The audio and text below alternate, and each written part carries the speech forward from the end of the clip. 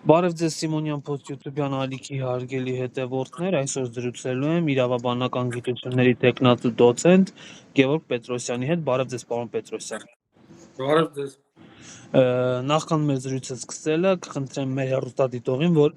բաժանորդագրվեն ալիքին, հավանեն տեսանյութը եւ մեկնաբանություն գրեն։ Պարոն Պետրոսյան, երեք Նիկոլ Փաշինյանը իմ գործընկեր Անի Գևորգյանի հետ ուրեմն շփվելիս ազգային կառավարության չափազրույցների ժամանակ նրան ասաց, որ ինքը Անի Գևորգյանը հատուկ դիտավորությամբ պարկում է, որ ՊՊԾ աշխատող տղաները նրա վրայով անցնեն։ Սա ընդհանրապես պետական պաշտոնյային վայել խոսելավոճ է եւ տղամարդուն վայել խոսելավոճ է կնոջ հետ ուրեմն փոխհարաբերվելիս։ Ուրեմն Նիկոլ Փաշինը հավանաբար Մոսկվայում իր վրով ինքը պարկել է անցել են եւ այդ տպավորությունները եկել էր կիսել Հայաստանում։ Անի Գևորգյանը շատ արժանապատիվ աղջիկ է, շատ գրագետ լրագրող է, ես իրեն շատ եմ հարգում ու դա անցենզուր վարքագիծ է երկրի վարչապետ կոչեցյալի կողմից։ Չի կարելի այդպես։ Դա նախ հանրային ծառայության մասին օրենքի խախտում է զսպվածության։ Երկրորդ, դա լրագրողի մասնագիտական օրինական գործունեությանը խոչընդոտելու վարքագիծ է, որը քրեական օրենսգրքի 237-րդ հոդվածով պատժելի է համարվում։ Դու ինչ իրավունք ունես դու լրագրողին ասես ուզում եք պարկեք կան ՊՊՑ աշխատողներ, ՊՊՑ աշխատողը ով է որ լրագրողի վրայով անցնի։ Ասում եմ ձեզ հեսա դուրս կբերեն ստեղից։ Սա լրագրողի մասնագիտական օրինական գործունեությանը խոչընդոտելու դասական դրսևորում է, կրկնում եմ, քրեական օրենսգրքի 237 հոդված։ Ուր է վարույթը։ Հիմա կա վարույթ։ Դատախազությունը ինչով է զբաղված։ 18 տարեկան տղաներին կալանավորելով։ Պարոն Պետրոսյան, նա նաև ասաց, որ ինքը ունի հարբած աջակիցներ, ես հիշեցի Վիլեն Գաբրելյանի հյուրախաղերը Գյումրիում։ Նիկոլ Փաշինյանը ձեր կարծիքով այսպես նորմալ adekvat աջակիցներ ունի։ Նիկոլ Փաշինյանի կողքը առ այսօր ոչ մի լուրջ մարդ չի կանգնել։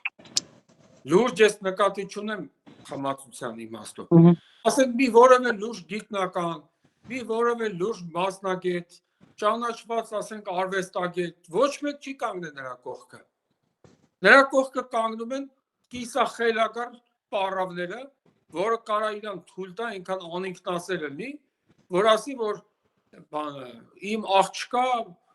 մայրանալու հարցը խնդրում եմ լուծեք։ Էս է իր անդրազանգվածը, հասկանում եք։ Ինքը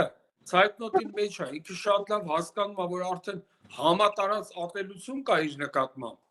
եւ շատ դժվար է լինելու իր վերարտադրվելու ցանկության իրականացման հնարավորությունը, շատ դժվար է լինելու։ Այսօր ես անձամբ շփվում եմ տարբեր շերտերի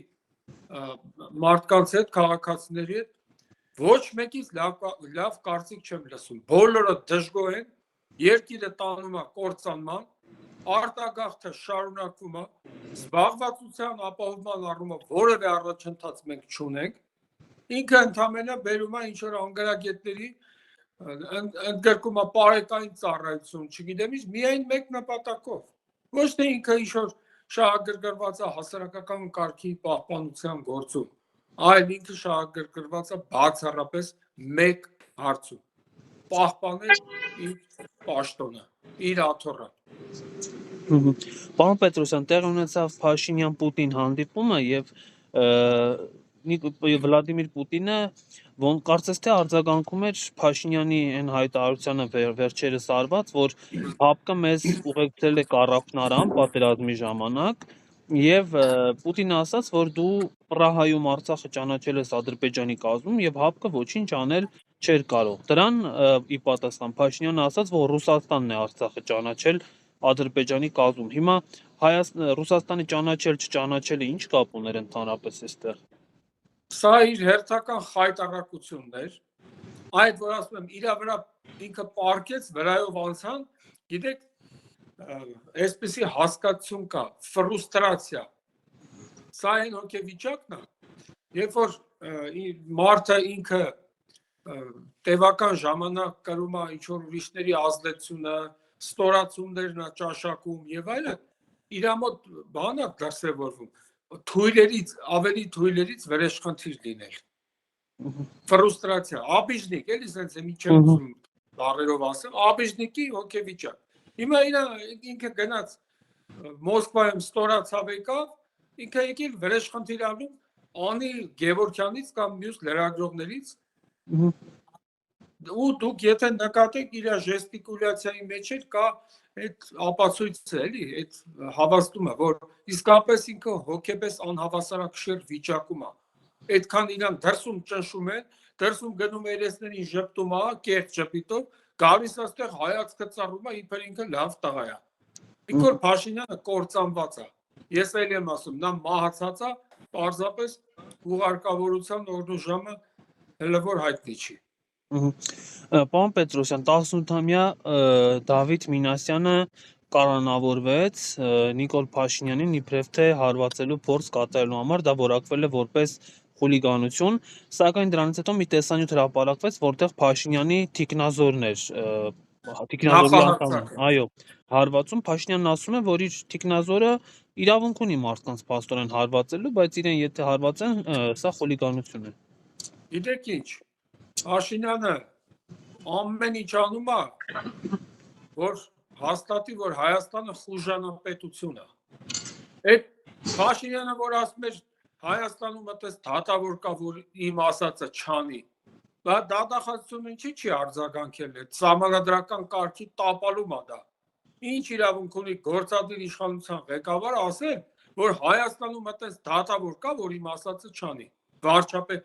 այս ծանր հանցագործությունները թողած ընկերն 18 տարեկան երեխեքի հետևից,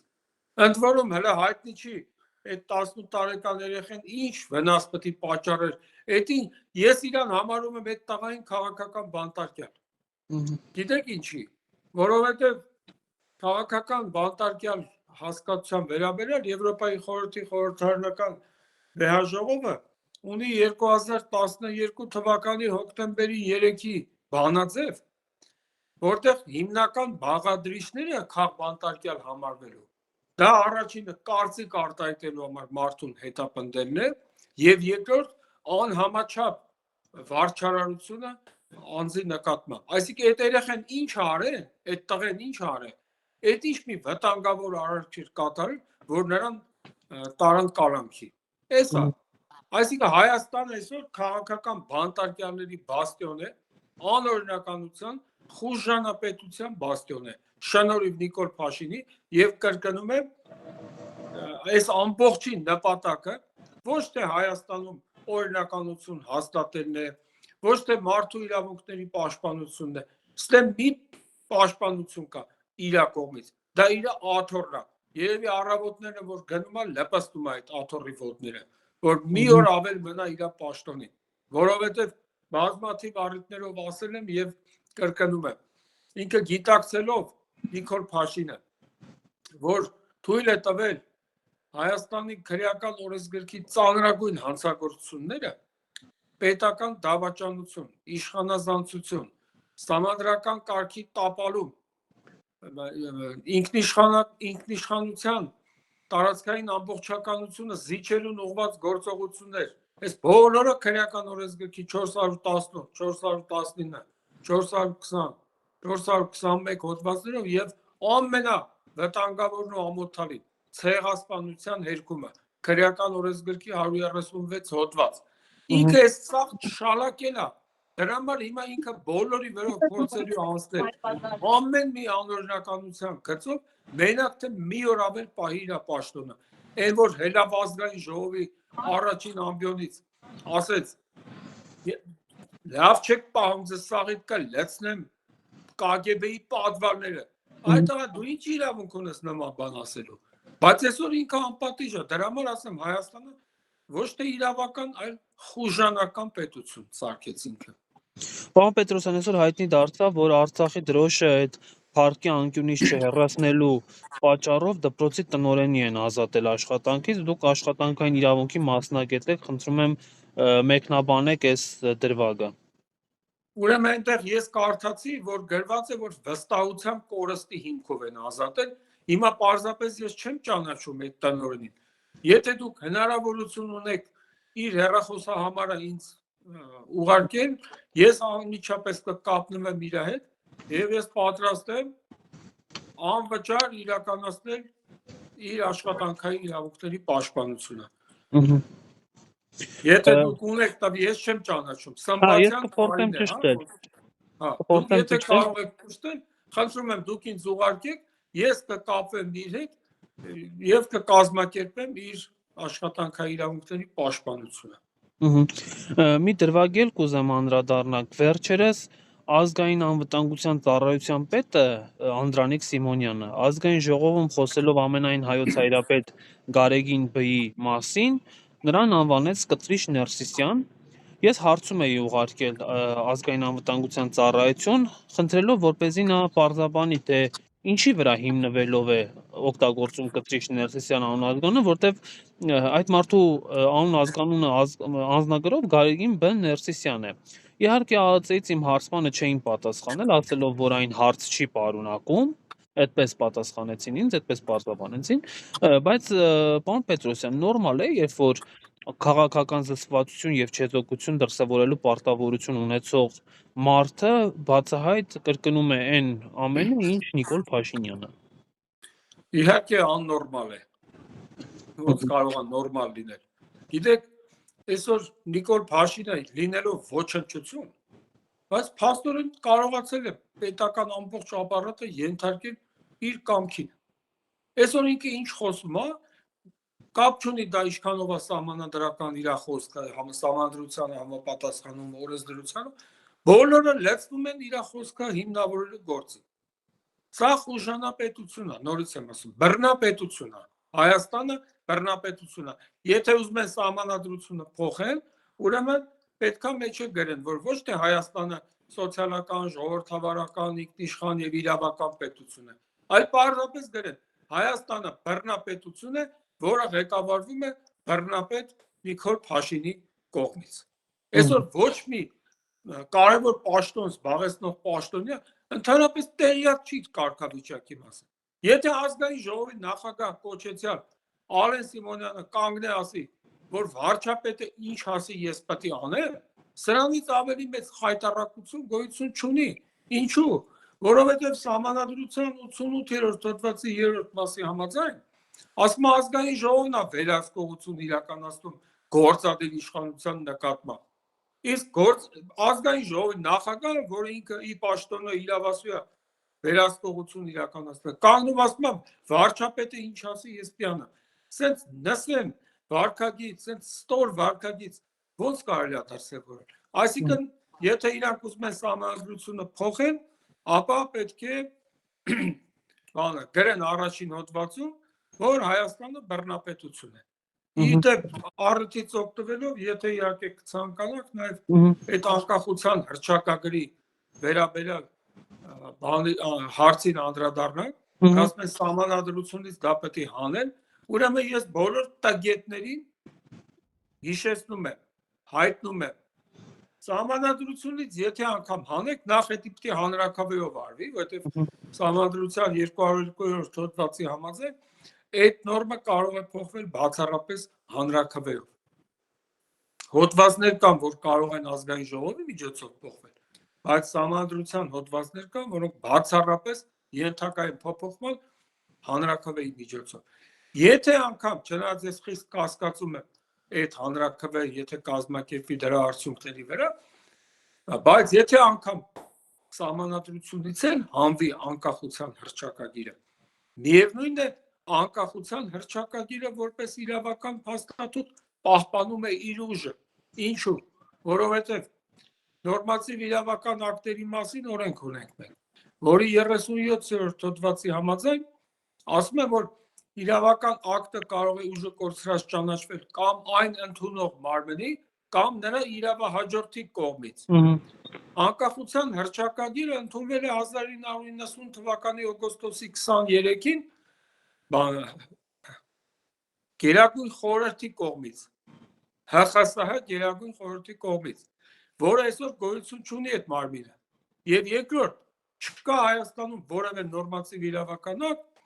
որը սահմանի, որ ազգային ժողովը հանդիսանում է ՀԽՍՀ Գերագույն խորհրդի իրավահաջորդը։ Այսինքն ոչ էլ ազգային ժողովը կարող է այդպիսի որոշում ընդունել։ Եվ դա, այսինքն դա անկախության հռչակագիրը, դա անբեկանելի, անվերացնելի, այժմ եւ միշտ Հավիտյանս Հավիտենից հաստատուղթ է։ Հենց որ Նիկոլ Փաշինյանը, որ լծվել է Ալիևի ցանկությունների իրականացման գործին, միևնույնն է այս հարցում հաջողություն չի ունենալու։ Հայաստանը անկախ է եղել, անկախ է լինելու է։ Հայաստանի անկախության միակ խոչընդոտը, միակ փորձանքը դա Նիկոլ Փաշինյանն է։ Իր քրչախմբով, անգարագետների հավաքածուով։ Պարոն Պետրոսյան, եւ ձեր թույլտվությամբ մի հատ վերջին հարցին էլ կուզեինք անդրադառնալ։ Իր ճեպազրույցում Նիկոլ Փաշինյանը նաեւ անդրադարձավ մեր զինվորական վերնախավին, գեներալիտետին, ասաց, որ կան փախած գեներալներ, կան թալանչի գեներալներ, նույնիսկ ասում էր գեներալ կա փորը ցցած է, չգիտեմ, գերա, երևի ինքն էլ Իրան հետ կրծքերն է ցցած։ Գիտեք ինչ, հիմա տեսեք, ինքը ինչ որ ասում է, իր ցանկացած նախադասություն հանցակազմա պարունակում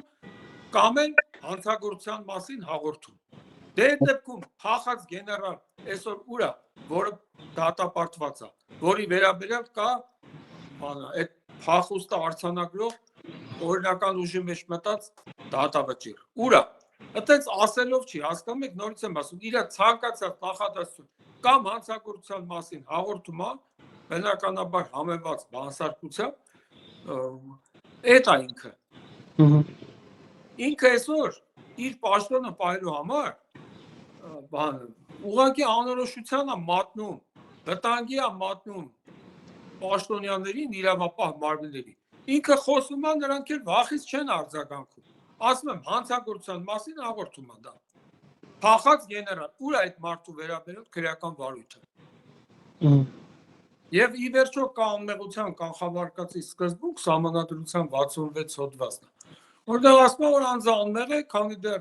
նրա մեղավորությունը ապացուցված չէ օրենքով նախատեսված կարգով եւ հաստատված չէ դատարանի օրինական ուժի մեջ մտած դատավճռով։ Հիմա որ դու տենց հայտարարում ես այդ աղա Նիկոլ, որ փախած գեներալներ կան, բա դու որպես վարչապետ, որ ասում ես Հայաստանում գիտես դատավոր կա, որ իմ ասածը չանի, բա այդքան դուխով տաղա ես, ինչի մի հատ դատավճիռ չկա որևէ փախած գեներալի վերաբերյալ։ Այս մարդը, հարգելի պարոն Սիմոնյան, ինքը հասկանում եք, իր պաշտոնը պաշտպանելու համար, պահպանելու համար ամեն ինչի ունակ է։ Անկամ մերձավորներին վնասելու գնով է ունակ դրան։ Եվ ինչ ուզում խոսում է։ Ինքը այդ որ ասում է իր կողքը հարբած մարդ չկա, ամենաառաջին հարբածը ինքն է, որը չի հասկանում ինչից է խոսում, չի հասկանում ինքը ինչ է աշխատում։ Ինքը իր կարգավիճակը մինչև օրս չի պատկերացրել։ Եվ մի հարց էլ, պարոն Պետրոսյան, եւ ավարտենք, վարչապետի նախկին կինն էլ անդրադարձավ զինվորականներին, մասնավորապես Արթուր Ավանեսյանին, Կանդազին, ասելով, որ եթե Կանդազը կռվել է պատերազմի ժամանակ, ինքը տեսած կլիներ, եթե չի տեսել, ուրեմն չի կռվել։ Այս հայտարարության մասին ինչ կասեք։ Ուրեմն մի անհամաձայնություն ձեր հետ, կինը հարաբերականը ասել է, ես չգիտեմ, որտեվ իրանք չեն ներկայացրել իրանց ամուսնության վկայականի պատճեն, ամուսնալուծության, այսինքն եթե մենք օրենքից խոսենք, ընտանեկան օրենսգրքի առաջին հոդվածի երկրորդ մասի համաձայն ասում է, որ Հայաստանում ճանաչվում է միայն քաղաքացիական կացության ակտերում գրանցված, այսինքն ԶԱԳՍ-ում արձանագրված ամուսնությունը։ Իրենք մինչև օրս չեն ներկայացրել։ Եվ հետո անգամ, եթե պայմանականորեն էլ համարենք իրակին, կինը ինչ գործ ունի տենց հարցերով զբաղվի։ Ես եղել եմ նախարար, իմ կինս իմ կաբինետի տեղը չի իմացել, ուր մնաց բարմիատել ընդ նախարարի գործառույթների հետ կապված հայտարարություններ անել։ Այս այն մարդն է, որ ասեմ, ինքը բոլորի արժանի, դրանով ինքը նաև իր կողակցի, ես կողակից եմ անվանում, որովհետև ես չեմ տեսել իրենց ամուսնության վկայականը, իր կողակցի արժանապատվության վրայով է անցնում։ Այսինքն Նիկոլ Փաշինյանը այն անձնավորությունն է, որ իր պաշտոնը պահպանելու համար բոլորի վերով կանցնի, իր երեխեքի վերով կանցնի։ Եվ երևի դա իր համար սիրված տարբերակ էր, որ պարկել իր վերով անցնել։ Դրա համար էլ այդ մեղադրանքով այդ բանով դիմեց Անի Գևորգյանը, բայց նորից եմ ասում, Անի Գևորգյանը իր կողմից շատ հարգված գրագետ լրագրող է եւ ուղղակի անթույլատրելի էր նման այլանդակ վարկագից լրագրողի նկատմամբ։ Թեկուզ Անի Գևորգյանը չէր մեկ այլ լրագրող լինել։ Դա ինչ խոսալու ձև է վարչապետի աթոռին ծավալած երկոտանու կողմից։ Ոնց կարելի է այդպեսի բան անել։ Բայց դրսում նայում են, չէ՞, ամեն ինչը։ Ասում են, էսա ձեր իրավական պետությունը։ Էսա ձեր ժողովրդավարական պետությունը։ Եղավ, շնորհակալ եմ շատ պարոն Պետրոսյան, ստեսություն։ Հաջողություն ձեզ։